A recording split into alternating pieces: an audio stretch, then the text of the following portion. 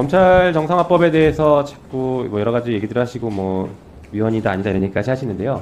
이런 얘기가 왜 나왔는지 좀 반성부터 하십시오. 만약에 김건희 여사에 대한 수사 제대로 했으면 국민들이 검찰개혁하자는 얘기 안 했을 겁니다. 검찰한테 수사권 주자 이렇게 얘기했을 겁니다.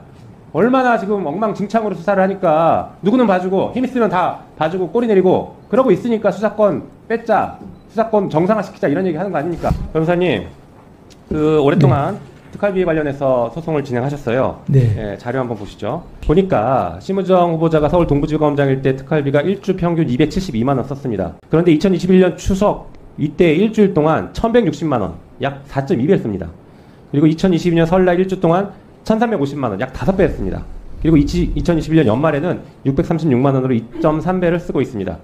이거 어떻게 분석하셨습니까? 제가 보기에는 명절 앞두고 쓴 거는 명절 떡값으로 쓴 것 같고요. 연말에 쓴 건 아마 남은 돈을 몰아 쓴 게 아닌가 싶습니다. 그리고 이런 패턴은 뭐 심우정 후보자에게서만 나타난 건 아니고 대표적으로 뭐 윤석열 전 검찰총장 같은 경우는 서울중앙지검장 시절에 4번의 명절이 있었는데 2억 5천만 원을 떡값으로 썼습니다. 그리고 다른 지검지청에서도 연말에 몰아 쓴 사례들은 많기 때문에 제가 보기에는 뭐 심우정 후보자의 동부지검장 시절에 쓴 건 명절 떡값 그리고 연말에 남은 돈을 좀 몰아 쓴 게 아닌가 추정이 됩니다. 네, 아까 후보자는 이게 수사 중이었다, 당시에도 무슨 수사가 진행되고 있었다라고 마치 수사에 쓴 것처럼 얘기했어요. 자, 후보자님, 이 떡값입니까 아닙니까? 아닙니다.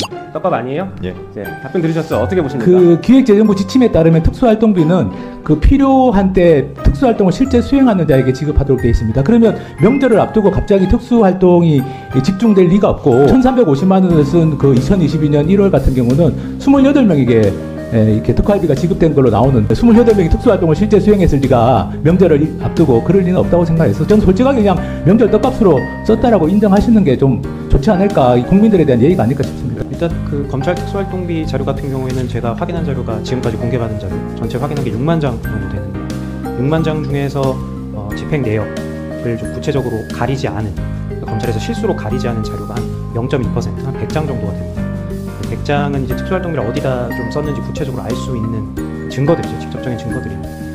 이를 보면은 사실 특수활동에 썼다고 보기 어려운 것들이 대다수입니다. 이를테면 뭐 파리바게뜨 한정판, 헬로윈 케이크를 샀다든지, 스타벅스에서 음료를 사고 상품을 받기 위한 프리펀시를 적립했다든지, 공기청정기 대여비를 썼다든지, 아니면 뭐 검사들하고 가서 이제 한우나 뭐 염소고기 이런 회식을 했다든지, 그러니까 그야말로 이 각양각색의 오남용 사례가 나오고 있고요.